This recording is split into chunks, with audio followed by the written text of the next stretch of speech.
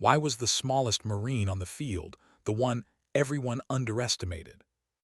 The demonstration mat glistened with sweat under the Mediterranean sun. 289 Marines stood in a perfect circle, boots dug into the dirt, their eyes locked on the woman in the middle. She was barely 5'4", her dark hair tied back in strict regulation style, her frame a fraction of the size of the man looming over her. Sergeant Stone, 6'3", 240 pounds of muscle, a veteran drill sergeant whose voice could rattle windows. They all expected her to fold, to hesitate, to show in front of nearly 300 Marines what many had whispered for months, that she didn't belong in the fight. But before that legendary moment unfolded, before the gasps and silence and shattering of assumptions, her story had begun months earlier, when she was just another name on a roster no one thought would ever matter. At 4:30 hours, while most of her unit slept, ran. Her boots struck the perimeter trail around Camp Leo, rhythm steady, lungs burning in the North Carolina humidity. She wasn't running for fitness tests.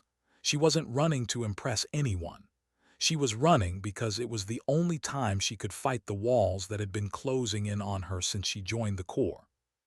2 hours later, she stood in the back of yet another briefing room, notebooks open, pen poised, ready to record assignments she would never receive, watching opportunities pass like ships in the night. On paper, her record looked flawless. She spoke 4 languages, her intelligence reports ranked in the top 5% of her unit, her technical precision in analyzing satellite imagery was unmatched. She had taken every advanced course available to her clearance level. Her superiors praised her. Commendations filled her file. But when it came to combat deployments, she was always overlooked, always shuffled back into support. The reason was never cruel, never shouted. It was softer than that, almost kind. She was too small, too delicate, too much of a liability in the field. Those words carved deeper wounds than insults ever could. They didn't know the truth. They didn't know her father, a Spanish Special Forces veteran who had taught her to fight before she could even ride a bike. They didn't know the countless hours in a garage-turned dojo, where he drilled into her the lessons no Marine instructor ever had. The biggest mistake your opponent will make is underestimating you. Their assumptions will be your greatest weapon. But here at Camp Leo, no one wanted to see that weapon.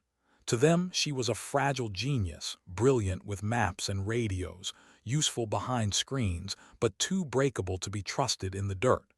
Even her fellow Marines who respected her intellect carried that subtle dismissal in their eyes. They didn't see a warrior.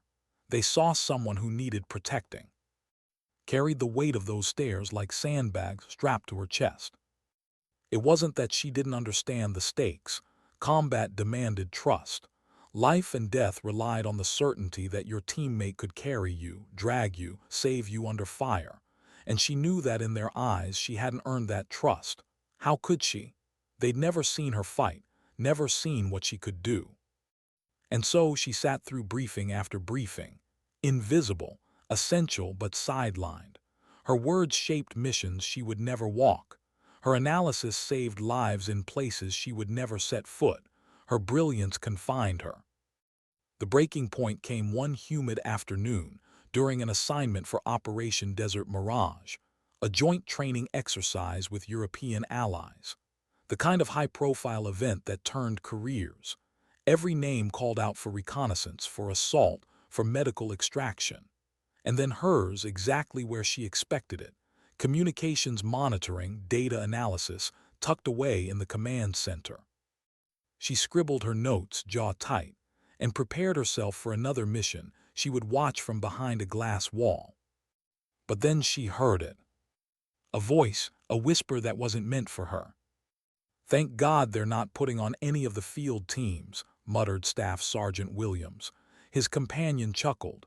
"She's tough, sure, but combat-ready. She'd get someone killed." The words struck harder than any blow she'd ever taken. That night sat alone at her desk, journal open, pen scratching furiously. Her entries were never just reports of the day.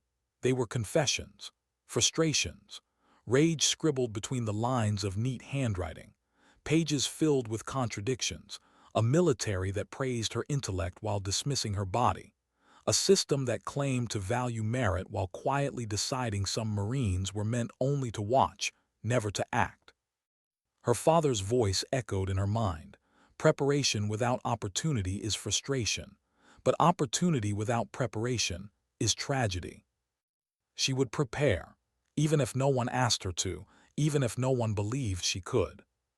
What she didn't know was that the opportunity, the one that would force her to reveal everything she'd hidden, was already moving toward her, in the form of Sergeant Stone, a man whose worldview hadn't shifted since the day he enlisted in 2001, a man whose contempt for diversity pushes burned like gospel, and a man who would, without meaning to, create the stage that would change her life.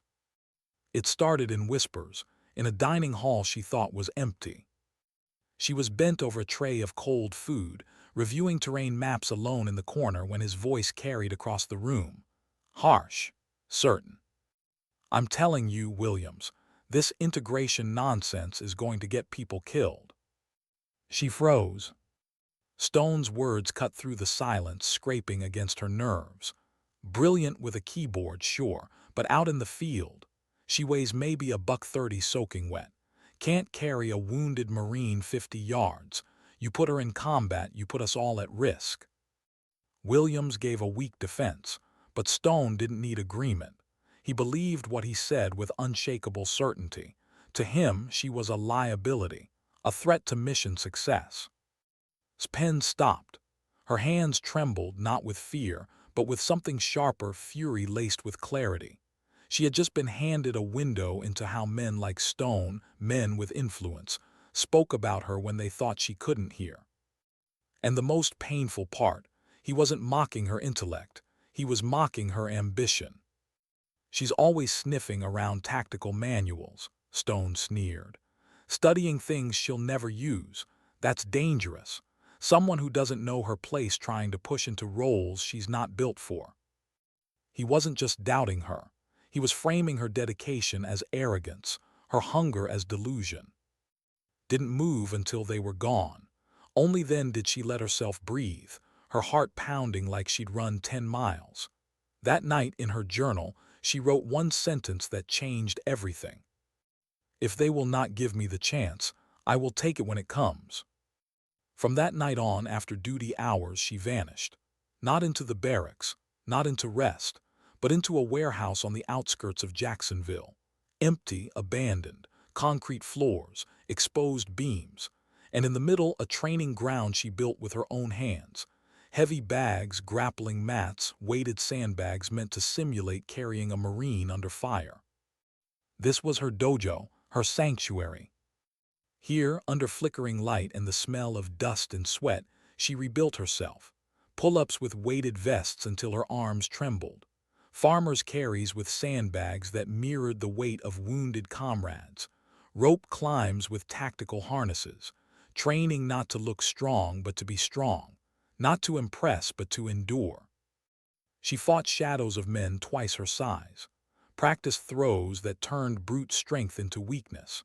Drilled joint locks until they became instinct. Every night until her muscles screamed and her lungs begged her to stop. Because she knew. One day the moment would come, and when it did, she wouldn't just be ready, she would be undeniable. Her father's words whispered with every strike, every throw, make the fight unfair in your favor. Leverage, timing, surprise. And yet, as she trained alone, sweat dripping onto concrete, a darker thought clung to her chest. What if that moment never comes? What if all of this dies in secret, unknown, unseen? But the moment was coming, faster than she knew. And when it arrived, it would be brutal, public, inescapable. It would come on a training field, in front of 289 Marines, under the blazing sun, where silence would fall, and nothing about her life or theirs would ever be the same again. Why would a Marine hide her training from the very corps she served? Had learned long ago that some truths were safer in the shadows. When the barracks quieted, When the clatter of mess hall trays faded and the base lights dimmed, she slipped away into the night, past rows of sleeping Marines, past watch posts that never looked her way, until the world was empty. On the edge of Jacksonville stood the warehouse. Concrete walls, cracked windows, forgotten by budgets and time. To others, it was just another abandoned building. To her, it was freedom. A place where no one told her she was too small, too delicate, too fragile for combat. A place where every limitation melted away under the sound of fists striking heavy bags. The air inside was thick with dust and sweat. Mats rolled across the floor, sandbags stitched with duct tape, pull-up bars welded from scrap metal. It wasn't much, but it was hers. She trained like a ghost, weighted carries until her hands bled, rope climbs in full gear until her arms screamed, farmers' walks with sandbags that equaled the weight of wounded Marines, over and over until muscle remembered what pride refused to admit. The hours blurred, sweat dripping down her spine, echoing against concrete. Sometimes she whispered aloud, her father's words chasing her across every repetition. There are no fair fights. Make every fight unfair in your favor. Every drill, every movement was designed for one purpose, to shatter the narrative that size was weakness. Her techniques weren't meant to look impressive. They were meant to end fights before they began. Joint locks that forced giants to their knees. Pressure points that turned power into paralysis. Throws that made a 240-pound man fly like he had no anchor. Yet for all her precision, for all her discipline, doubt gnawed at her. She could prepare in silence forever, but what if no one ever saw it? What if the Corps never gave her that moment? And then the cracks began to show. One morning, during a routine equipment inspection, Gunnery Sergeant pulled out a piece of gear from his personal kit. A sleek carbon fiber descender, not standard issue, professional grade. The kind of equipment meant for tactical rescue, not desk duty. Said, holding it up, eyes narrowing, "This isn't on your authorization list. Where did you get it?" His pulse quickened. She had rehearsed explanations, but words felt fragile now. Personal purchase, Gunnery Sergeant, for training, emergency readiness. Turned it in her hand. "This is specialized rescue equipment, tactical rope operations. Why would an intelligence specialist need this?" The question wasn't curiosity, it was suspicion. Held her ground. "Because I believe in comprehensive preparation. Ma'am, our terrain isn't always forgiving, if the situation requires." "Requires," cut in, tone sharp. "Are you suggesting the Corps training is inadequate?" The silence that followed was heavier than any weight she had ever carried. She knew the answer didn't matter, had already drawn her own conclusions. Word spread fast, quarters inspections followed, and then Stone found her journals. Pages filled with diagrams, notes on joint locks, charts of pressure points, logs of weighted drills and tactical scenarios. It wasn't fantasy, it was proof. Proof she'd been training in secret. Proof she was building a soldier the Corps had never asked for. Stone flipped through the pages like a prosecutor with evidence. "What's this? You keeping a diary of how you're going to win wars?" He barked out a laugh, sharp and cutting. "This isn't self-defense. This is obsession, fantasy." His jaw clenched. "Physical training is encouraged for all Marines, Sergeant. This, Stone interrupted, waving the journals like they were a joke, looks like someone who's lost sight of her role. Your job is comms and analysis, not ninja fantasies." The words cut, not because they were true, but because they were spoken by a man with power. And power had a way of turning doubt into policy. By the end of the week, the whispers followed her everywhere. In the mess hall, on the training fields. Marines she respected now looked at her with unease. Not admiration for her initiative, but suspicion that she didn't know her place. Captain called her into his office. The blinds were drawn, her personnel file spread across his desk like evidence. He began, his tone heavy with concern, "I need to understand what's driving this. The gear, the extra training, the requests for courses outside your specialty. Her chest tightened. Sir, my performance in intelligence has never slipped. I've exceeded standards in every evaluation. My additional training doesn't detract from my duties. That's not the issue. He leaned forward. The issue is scope, focus. We can't have Marines chasing skills outside their lane. Specialists keep this machine running. Generalists get people hurt. His words weren't cruel, they were cautious, protective, but they stung worse than Stone's mockery because meant well, and well-meant words can build the heaviest cages. She left his office with her heart pounding, the walls of limitation closing in than ever. That night in the warehouse she trained harder. Every strike against the bag carried the echo of their voices, too small, too fragile, out of her lane. She told herself she didn't need them to believe. She only needed to be ready. But Stone wasn't finished. During a senior staff meeting, he brought it up with venom. So thinks she needs special gear, thinks she knows more than the Corps' own training. Maybe she wants to play hero. Someone needs to remind her that fantasy doesn't win wars. The word spread. The image hardened. Wasn't just overlooked anymore, she was marked. Marked as a Marine who didn't know her place. And yet fate has a cruel sense of timing. The training field was scheduled for a hand-to-hand combat demonstration with visiting officers from Spain, France, and the UK. Nearly 300 Marines would attend. A stage meant to showcase American strength. A stage Stone volunteered to lead. His philosophy was simple: raw power, aggression, the American way of fighting. He strutted onto that mat like a king in his court, certain his dominance would impress the Allies. And for a while it did, until Colonel Martinez of Spain, compact, technical, efficient, stepped onto the mat. And in less than 2 minutes, Stone was on his back, breath knocked out, reputation cracked in front of the entire base. The humiliation cut deep, too deep. His eyes searched the crowd, and then they landed on her. On the smallest Marine in the circle, the one he had mocked, the one he had dismissed. He called her out. His voice thundered, sharp enough to slice through silence. Since you seem to think you know so much about combat, why don't you step onto the mat? Show us what all that specialized training of yours has taught you. The air froze.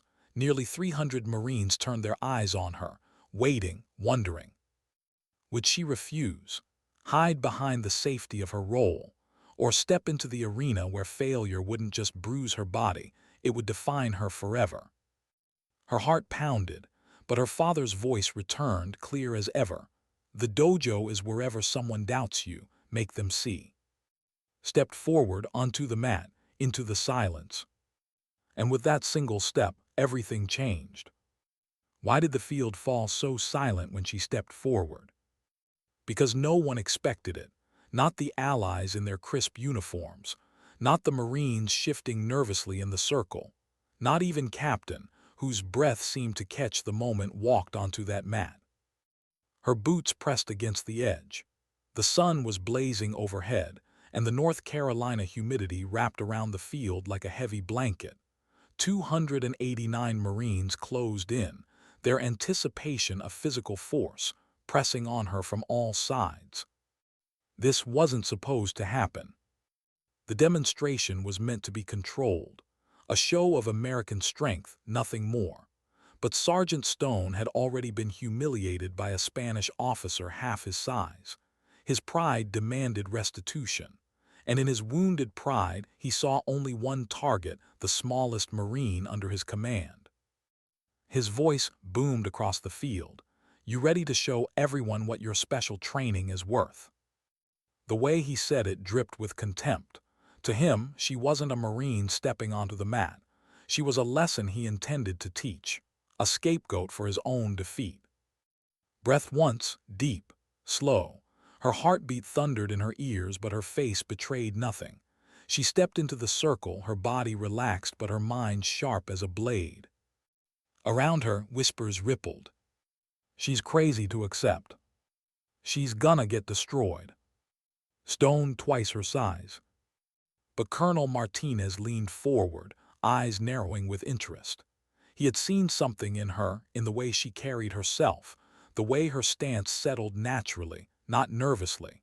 He knew the look of someone trained, someone hiding more than they showed. Captain's jaw was tight. He wanted to intervene to shut this down before it became career-ending for both of them. But he saw her eyes, calm, resolved, and for reasons he couldn't explain, he stayed silent. Stone strutted to the center of the mat, cracking his neck, shadowboxing like a showman. Every swing of his fists was designed to intimidate, to remind the crowd of his size, his strength, his history. Didn't move. She stood with quiet composure, her stance deceptively loose. To the untrained eye it looked casual. To Martinez it looked lethal. Stone sneered. Last chance to back out, no shame in admitting you're not built for this. Tilted her head, voice calm. With respect, Sergeant, let's proceed. A hush swept over the crowd. The rules were simple. No weapons. Standard hand-to-hand combat, nothing fancy. But everyone knew what this really was, a test. Not just of her body, but of her right to stand as equal. One mistake, one stumble, and the whispers about her being too small, too fragile, too weak would calcify into truth. Stone grinned, circling her. His confidence was absolute. I hope you stretched, this isn't theory anymore. The circle of Marines closed in. Boots scraped the dirt, arms crossed, hearts pounded. Then it began. Stone lunged first, a powerful rush meant to overwhelm, to end it quickly and decisively. His arms reached wide, his bulk crashing forward like a wall of muscle. To the crowd, it looked unstoppable. But to it looked predictable. She stepped slightly offline, just a pivot, just enough to redirect the storm. Her hands caught his arm, her hips turned. And in less than a second, boom! Stone's massive frame crashed against the mat. The sound was thunder echoing across the training field. Dust rose, silence followed. 289 Marines froze, mouths open, eyes wide. The smallest Marine on the base had just thrown the biggest. Stayed poised, her stance still ready, her breathing calm. She didn't gloat, didn't smile, she simply waited. Stone scrambled up, his face twisted in disbelief. He muttered through clenched teeth, loud enough for the front row to hear. Lucky shot. But those closest had seen the precision. The timing, the effortless leverage, it wasn't luck, it was skill. The murmurs began to spread. What just happened? She flipped him clean. No way that was luck. Colonel Martinez nodded subtly, recognition glinting in his eyes. He had seen throws like that before in dojos, in training halls. Not accidents. Art. Stone shook his head, fury rising. His pride couldn't allow this. Not here, not in front of allies, not after the embarrassment he'd already suffered. He reset his stance, lowering his shoulders, preparing to grapple. Again, he growled. He lunged, faster this time. Arms like iron trying to wrap her up, to crush her mobility and drag the fight into his domain, the ground, where size dominates. But had rehearsed this 1,000 times in the warehouse. Every scenario, every grab, every angle. As his arms closed, she shifted a fraction of a second, a breath of timing. Her shoulders slipped under his weight, her hips turned. And the ground shook again. This time she lifted him fully. His boots left the mat. 240 pounds of seasoned muscle soared, weightless for a split second before crashing down with brutal force. The crowd erupted, gasps, shouts, disbelief rippling through the circle. Stone rolled to his side, coughing, lungs emptied by the impact. His face was no longer mocking. It was pale, bewildered. This wasn't luck, this was mastery. Holy hell, someone whispered from the back. She's taking him apart. Stomach flipped. Pride warred with fear. Pride that she was proving everything he had doubted, fear of what this would cost her in the core. Stone rose slower now, breathing heavy, eyes burning. Where did you learn this?" His voice cracked with frustration. She stood calm, hands open, ready. "You asked for a demonstration, Sergeant. This is it." Her words carried no arrogance, just truth. Stone circled, his movements less sure now. He jabbed, testing, tried to use his reach, his longer arms, but every strike, every step she redirected. Angles, footwork, precision. She wasn't reacting, she was leading. The Marines began to realize it. The whispers changed. "She's controlling the fight. She's making him chase. She's not scared." Stone's pride screamed at him. He abandoned caution. Rage took over. He surged forward with everything he had, a flurry of strikes and grabs, a desperate attempt to smother her under sheer aggression. And that was his final mistake. Had been waiting for this. Her father's lessons ringing in her mind. An opponent is most vulnerable when they abandon technique for anger. She is rushed, caught his arm mid-swing, and twisted. In a blink, his shoulder bent at an angle no shoulder should. The joint lock snapped into place, precise and merciless. Stone roared, his body collapsing under his own pain. She guided him down, using his momentum, slamming him into the mat with a throw so clean, so absolute, the silence after seemed eternal. And then she held him there. Pinned, his arm locked, his body helpless under hers. The man who mocked her, the man who doubted her, the man who had called her weak. Now begging against the breaking point of his own joint. "Submit," she said quietly, calm, steady, no malice. The crowd leaned in breathless. Stone fought it for a heartbeat longer, his pride, his ego clawing for an escape that didn't exist. Then survival instinct won. His hand tapped the mat. Twice. The universal signal, submission. She released him instantly, stood, offered him her hand. For a moment Stone just stared, shoulders heaving, face pale. Then slowly he took it. 289 Marines had just witnessed the impossible. The smallest Marine on the base had dismantled their biggest, and in doing so, shattered the unspoken rule that had caged her since the beginning. Colonel Martinez began to clap, slowly, deliberately. The sound echoed across the stunned silence. One by one, others joined, until the entire field was roaring with applause. Stood in the center, her chest rising with breath, her hands still steady. She didn't smile, didn't bask. Because she knew. This wasn't victory, this was only the beginning. Why did no one move when Stone tapped the mat? Because they had never seen him lose, not like this, not to someone like her. The silence was deafening. Nearly 300 Marines stood frozen in place, boots planted in the dirt, jaws slack, eyes wide. A drill sergeant, the immovable wall of Camp Leo, the man whose name carried weight in every training hall, had been dismantled by the smallest Marine on the field. And not by chance, not by luck, by skill. Stood poised, her chest rising and falling with steady breaths, her stance relaxed but unbroken. Her hand still hovered in the air, offering Stone dignity in the same moment she had taken it away. Stone sat on the mat, shoulder aching, lungs burning, pride bleeding out across the training ground. For a few seconds he didn't move. His jaw clenched, eyes fixed on her as though sheer anger could undo what had just happened. Then slowly he took her hand. She pulled him up, the gesture quiet, respectful. It wasn't triumph. It wasn't mockery. It was the only way she knew to close the moment without gloating, without making him smaller than she had already proven him to be. But for the crowd, the moment had already burned itself into memory. The first clap came from Colonel Martinez, slow, measured, intentional, his eyes locked on, recognition gleaming with each beat of his palms. He knew what he had seen. Years of technical mastery, precision honed in silence.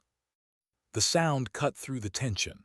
Another clap joined, then another, and then the field erupted, a wave of applause crashing across the circle, Marines cheering, whistling, hollering like they couldn't contain themselves.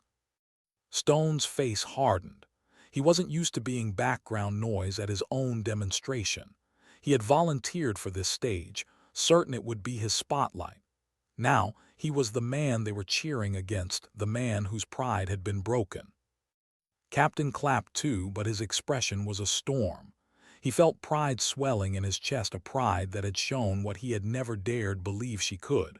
But beneath it, a deeper fear. Because this wasn't just a fight. This wasn't just a demonstration. It was politics. And politics in the Corps could turn victories into weapons. Bowed her head slightly, acknowledging the crowd, but she didn't bask. She stepped off the mat the same way she had stepped on, calm, collected, her presence unshaken. Her father's voice echoed in her mind, respect.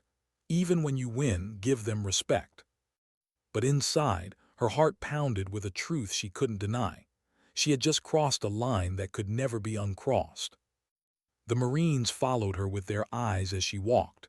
For the first time, not with dismissal, not with quiet pity, with something else, something heavier, respect.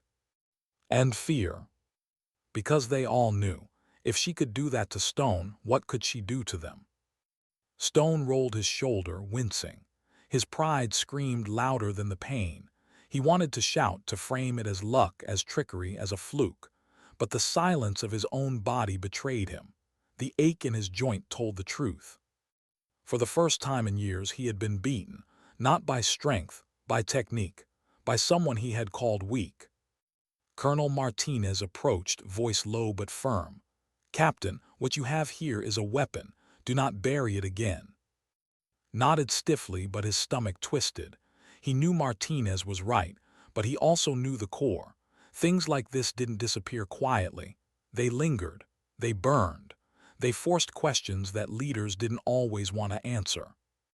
The demonstration officially ended. Marines dispersed, buzzing with chatter that couldn't be contained. Every corner of the base would hear it by nightfall, had thrown Stone, twice, then locked his joint until he tapped. Some told it with awe, some with disbelief, some with nervous laughter as though saying it aloud made it less threatening. But all of them told it. Returned to her quarters in silence. The applause still echoed in her ears, but she couldn't shake the weight pressing on her chest. She had proven herself, but at what cost? She sat on the edge of her bed, staring at her hands. Hands that had just rewritten her place in the Corps. Hands that had forced a man twice her size to submit. Hands that had exposed a truth no one wanted to admit, that their assumptions about her, about women like her, had been wrong all along. Her journal lay open on the desk. She picked up her pen, writing slowly, deliberately. "Today they saw me. Not as fragile, not as support. They saw me as I am, and I don't know what tomorrow will bring because of it." Across the base, tomorrow was already forming. In the officers' mess, the talk was heated. Some dismissed it as a spectacle, a trick. "Throws don't win wars," one major muttered. Others, especially the Europeans, weren't so quick to shrug it off. Colonel Martinez's words carried weight. Technique over brute force. She proved it in front of you all. You cannot ignore it. In the barracks, junior Marines replayed it in their minds over and over. Some with admiration, some with unease, a few with envy. But none could shake the image of Stone, the mountain, crashing into the dirt at the hands of someone they had dismissed for years. And Stone himself sat alone, shoulder wrapped in ice, staring at nothing. Rage churned in his chest, not just at her, at himself, at the fact that his pride had blinded him, at the fact that the woman he had mocked had beaten him in front of everyone. But beneath the rage, something else festered, respect he couldn't yet admit.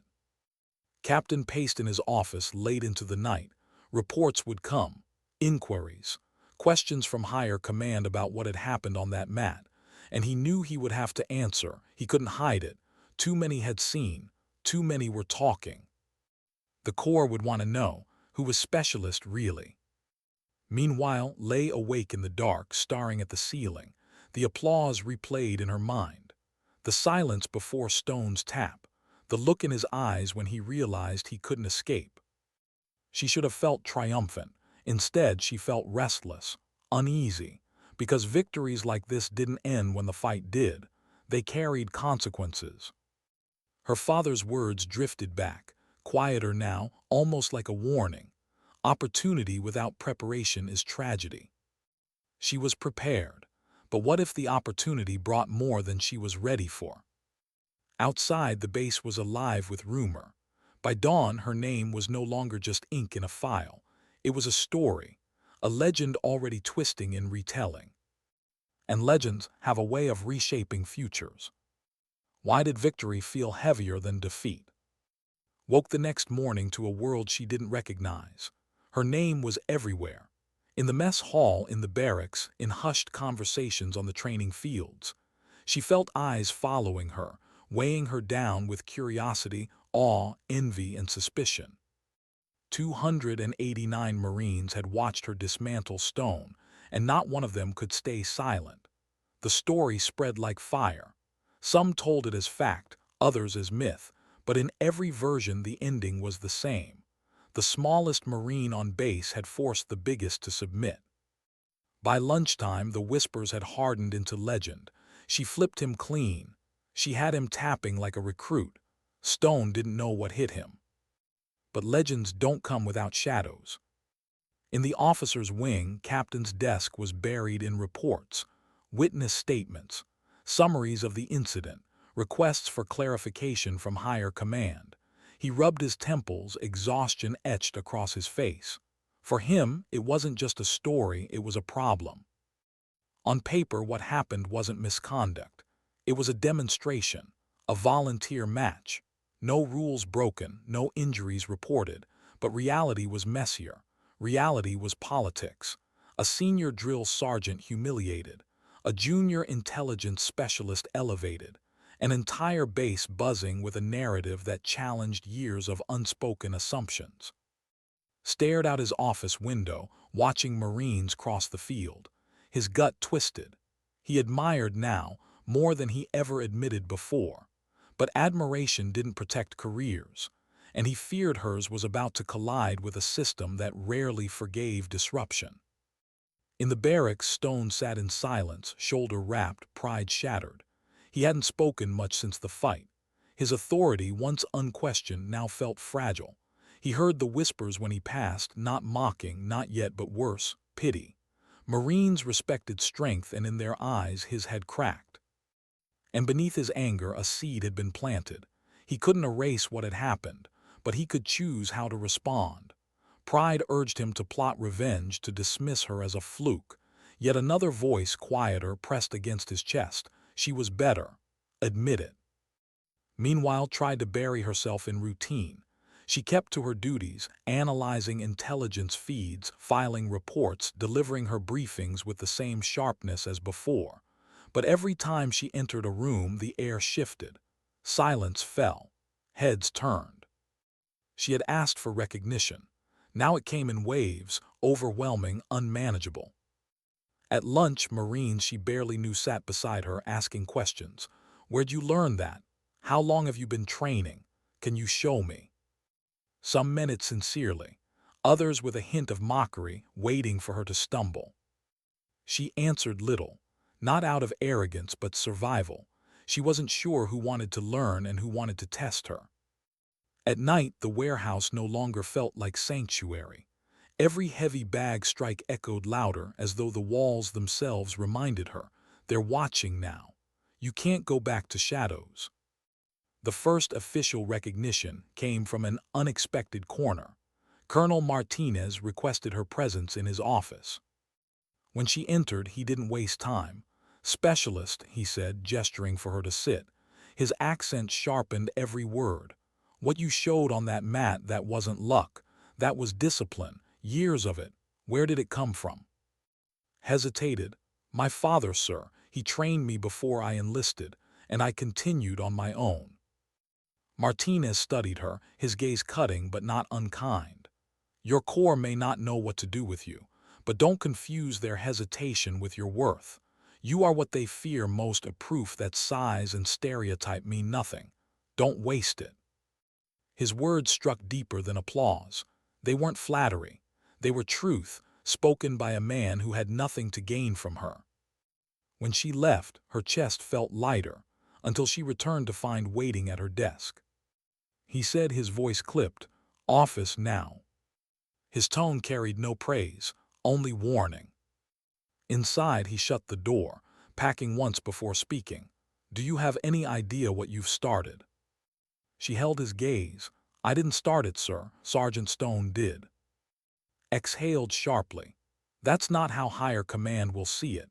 They see a disruption to order, a junior Marine embarrassing a senior in front of allies. They see questions about leadership, questions that don't go away easily. Her jaw tightened. "So what am I supposed to do? Pretend it didn't happen?" "You're supposed to keep your head down," snapped. "Do your job, don't feed the fire.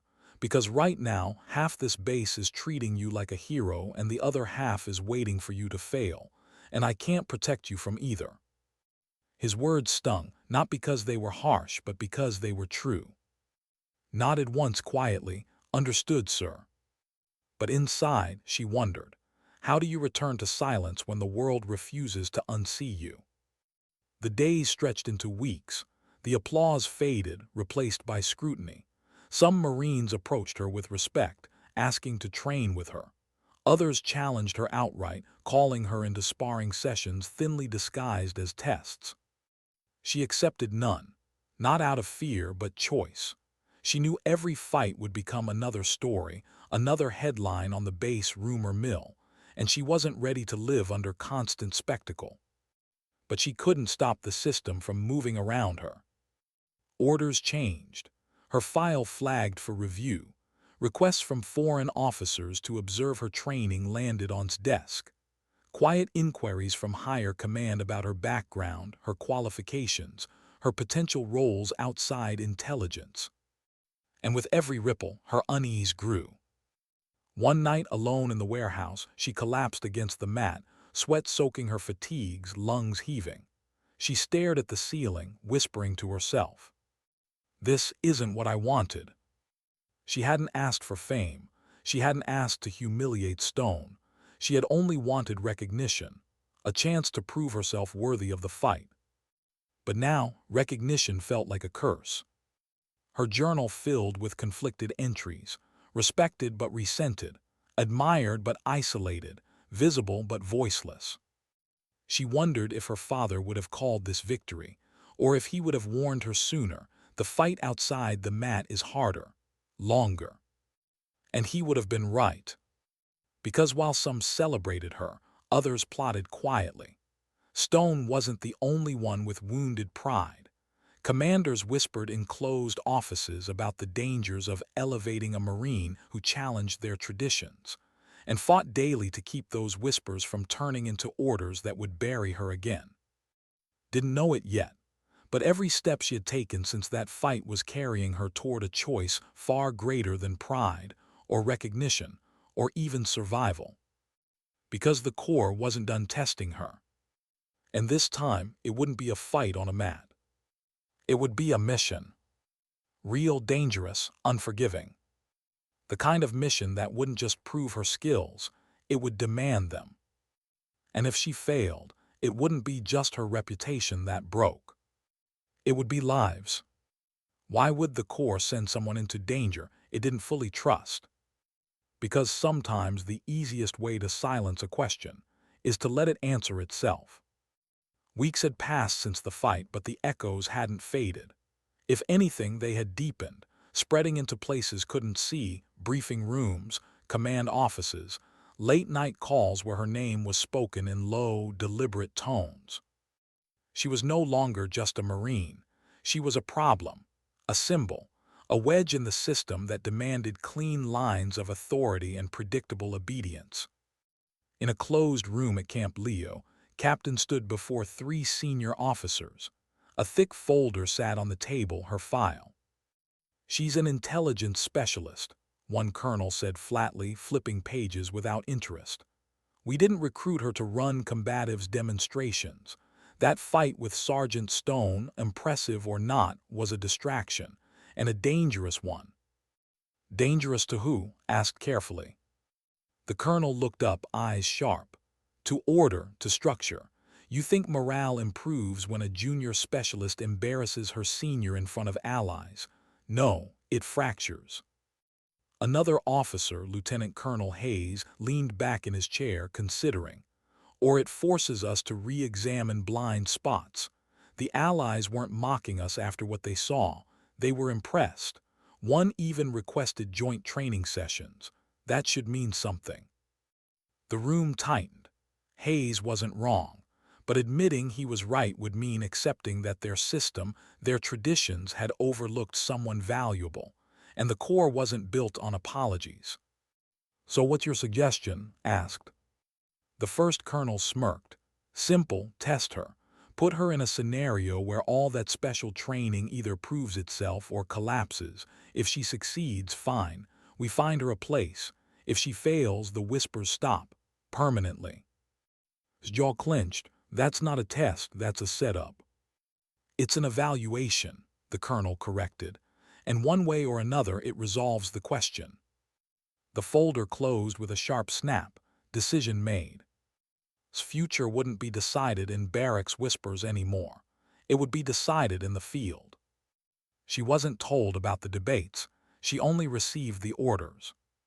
The briefing came on a gray morning, rain streaking the windows of the operations room. Captain stood at the front, his voice measured, almost too controlled. "Intelligence indicates a weapons cache outside. Insurgent cells using abandoned structures as staging points. Recon is limited. Entry team will consist of 4. You'll be part of that element." Her stomach tightened. Field ops weren't her assignment. Not officially, not for someone with her MOS. "Sir," she asked carefully, "am I attached for comm support?" His eyes flickered. "Partially, but given the nature of the site, you may be required to provide direct assistance." He didn't say combat. He didn't need to. The other Marines at the table shifted, their eyes sliding toward her with mixed reactions. Some surprised, some doubtful. One, Staff Sergeant Reeves, smirked openly. "You're sending her outside the wire?" Reeves asked, his tone edged with mockery.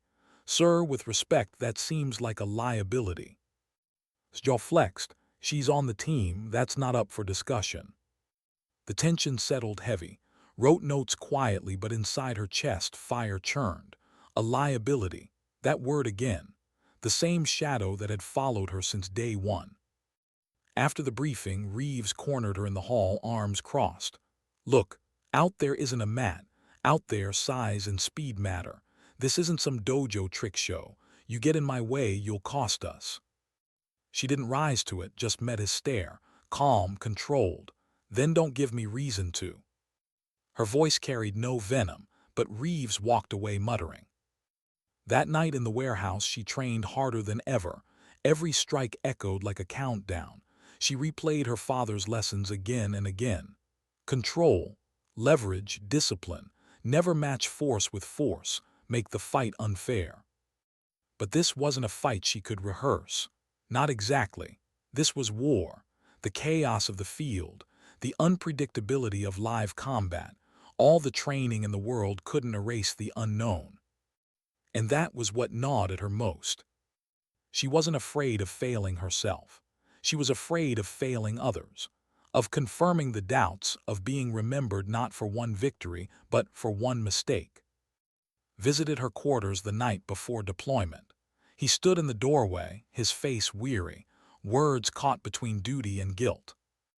He said finally, "I didn't pick this, but I fought to be on the oversight, so listen carefully. Do your job, stay focused. Don't let them bait you into proving something. You don't need to." Her eyes narrowed. "Then why am I going?" He exhaled heavy. "Because some people want to see you fail, and the only way through is to not give them what they want." She studied him, searching for honesty beneath the careful tone. She found it. His fear wasn't for his career this time. It was for her. "Understood, sir," she said softly. Deployment day came fast. The team loaded onto the helo at dawn, the rotor wash whipping grit into their faces. Reeves kept his distance, jaw tight, muttering with another Marine. Stone wasn't on this mission. Command wasn't that cruel, but his shadow lingered all the same. Checked her gear methodically.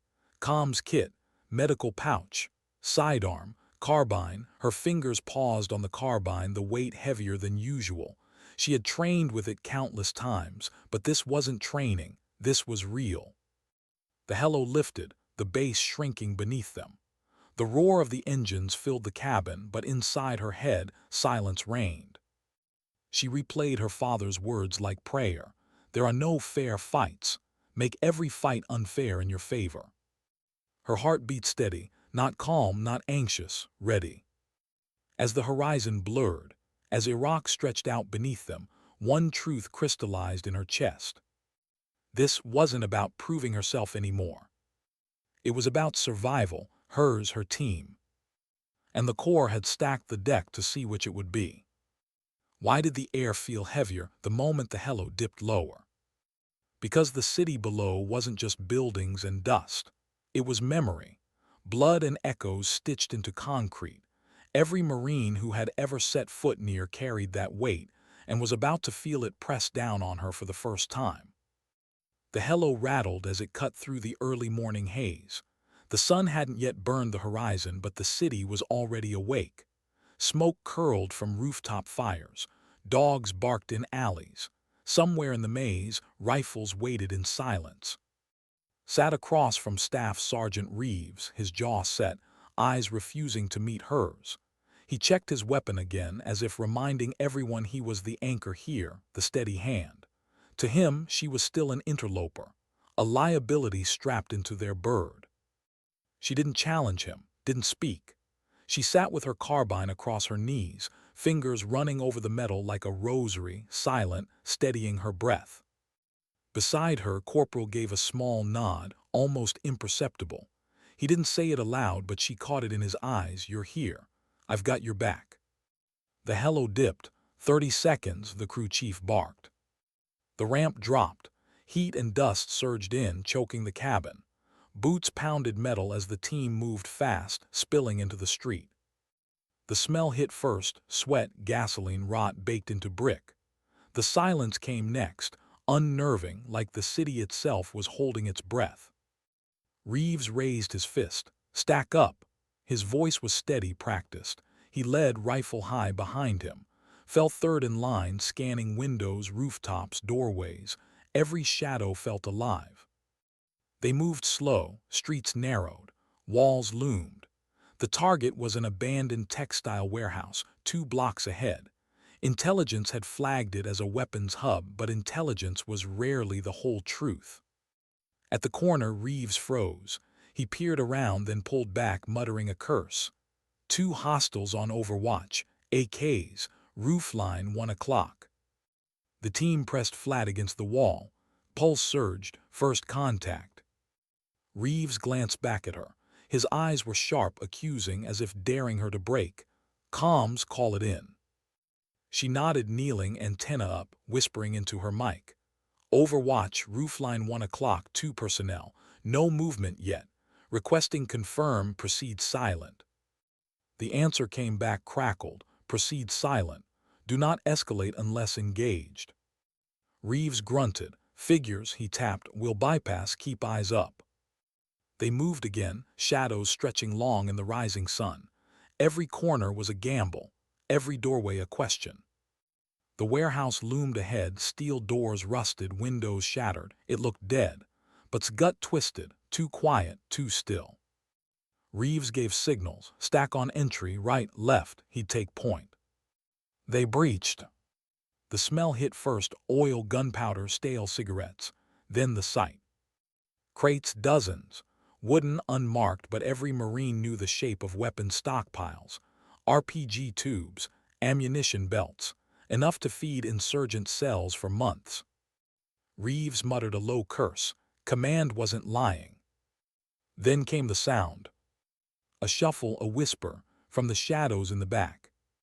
Reeves raised his rifle. Contact rear. The first shots cracked. Dust exploded from concrete.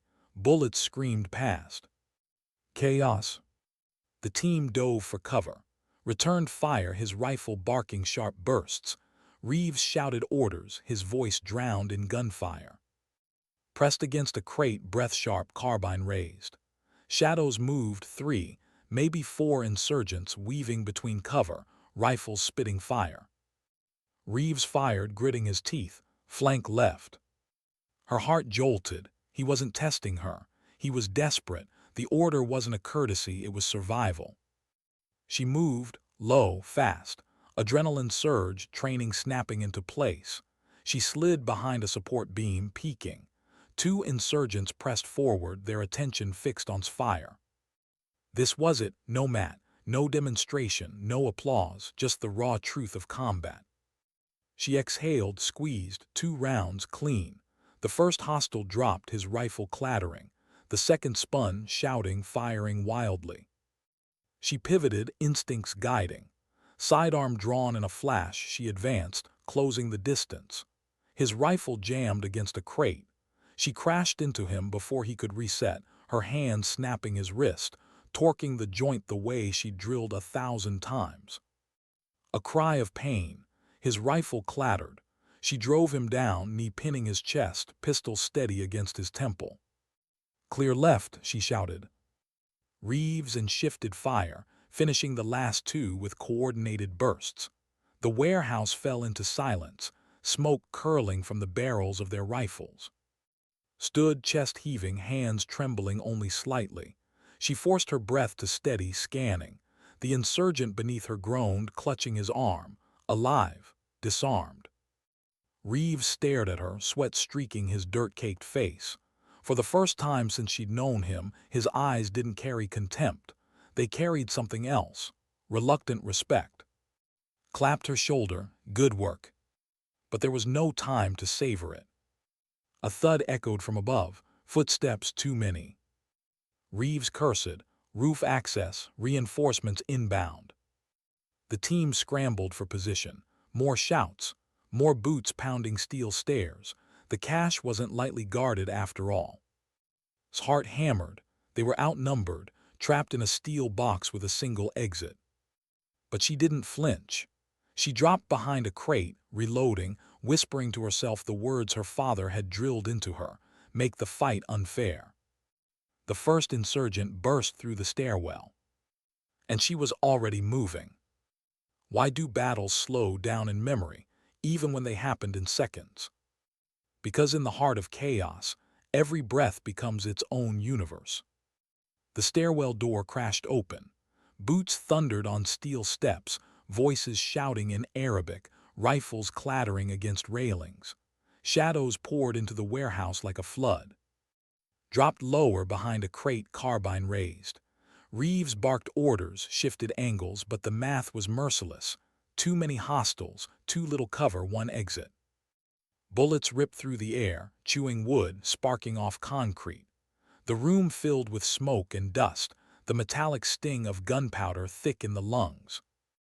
Reeves returned fire, every burst controlled, but frustration edged his voice. "We're boxed in." Shouted over the noise, "We hold here, we're dead." His mind worked faster than her fear. She scanned the chaos, searching for rhythm, for the crack in the storm her father always said was there if you looked closely enough. And then she saw it. A steel support beam, half-rotted crates stacked beside it. Above them the stairwell opened wide, a bottleneck. The insurgents weren't swarming everywhere. They were funneled, predictable. She moved without asking. Reeves barked as she broke cover, but she was already sprinting, sliding behind the beam, carbine snapping to her shoulder. The first hostile burst through. She squeezed, 1 clean shot. He fell backward, collapsing into the stairwell, blocking the surge behind him. Another tried to step over, firing wildly. She pivoted, round finding his chest, dropping him hard. The bottleneck clogged. Shouts rose in panic. Rifles clattered as they shoved their own wounded aside. Pressed in, every movement precise, every shot deliberate. Not wild, not desperate, calculated. She wasn't faster than them, she wasn't stronger, but she was smarter. She made the fight unfair. Caught on, shifting his fire to cover her flank. Reeves adjusted, gritting his teeth as if furious at himself for realizing she was right. Together, the line held. But the insurgents didn't stop. One vaulted the railing, crashing onto the warehouse floor. Barely had time to turn before he was on her, knife flashing in his grip. The world narrowed, just him, just her. He lunged, she body remembering what her mind didn't have time to process. Her arm trapped his wrist, torque snapping through the joint. The knife clattered. In one fluid motion, she twisted, dragged him into her hip and slammed him into the ground. The crack of his body hitting concrete was lost under gunfire, but Reeves saw it. Saw it. Reeves swore under his breath. Damn. Didn't linger. She disarmed him, slid the knife away, and raised her carbine again. The stairwell was thinning now, the flood slowed by their own chaos, their own fear. One last surge. 3 men rushed at once. Reeves and cut 2 down, but the third slipped through, charging straight at. He was bigger, faster, desperate. She didn't backpedal, she stepped in. His rifle swung wide, too close to fire. She closed the gap, shoulder slamming into his chest, redirecting his momentum. His body flipped. The mat had been replaced by concrete, but the result was the same. He crashed hard, air blasting from his lungs. She pinned him, joint lock snapping into place, carbine pressed to his throat. "Don't move," she hissed. And he didn't. Silence followed. The last echoes of gunfire faded into dust. The stairwell was empty now, littered with bodies. The warehouse reeked of smoke, sweat, and blood. Reeves lowered his rifle, chest heaving, leaned against a crate, breathing hard. For a moment, none of them spoke. Then Reeves muttered, almost to himself, "We should be dead. Looked at, we're not, because of her." Reeves met her eyes. His expression was torn, pride, disbelief, something like shame. "You just saved our asses." She didn't gloat, didn't smile, just lowered her weapon slowly, scanning once more before whispering, "Clear." Command exfiltrated them within the hour. The hello lifted from the street, blades whipping grit across the bodies below. As the city shrank beneath them, sat silent, her hands still trembling faintly against the carbine. Reeves broke the silence, his voice low, grudging but real. "I was wrong." She turned, meeting his eyes. "You're not a liability," he said, almost choking on the admission. "Not even close." Grinned faintly. "Took you long enough to figure that out." But only nodded. She didn't need their validation. She hadn't fought for applause or for pride or even for herself. She had fought because it was survival, theirs, hers. Back at base, the whispers began again, not rumor now, but testimony. Marines spoke of the firefight, of moving like water, of joint locks and throws they had only ever seen in training halls. The legend grew, not because she sought it, but because it was undeniable. Captain read the first reports that evening, shoulders heavy with relief. She hadn't just survived, she had led, not with rank, not with orders, with presence. Stone heard the story secondhand, sitting alone in the gym. He didn't rage this time. He didn't curse. He just stared at the floor, his pride quieter than before, wrestling with something heavier. Respect. And in her quarters, sat at her desk, journal open, pen poised above the page. She wrote slowly, each word deliberate. "I wanted them to see me. Now they do, but what matters isn't the fight itself. It's what you choose when the fight ends. Dignity doesn't scream, it doesn't boast, it just acts, and sometimes that is enough." She closed the book, exhaled, and let the silence wrap around her. For the first time in months, she didn't feel ignored. She didn't feel dismissed. She didn't feel invisible. She simply felt seen. And though she knew more battles would come, battles against prejudice, against systems, against the weight of a world not built for her, she also knew something else. That she was ready. Because sometimes, strength isn't the loudest voice in the room. Sometimes it's the quiet hand that refuses to let go, the calm eyes that refuse to break, the presence that changes everything without saying a word. Sometimes dignity doesn't speak. It simply acts.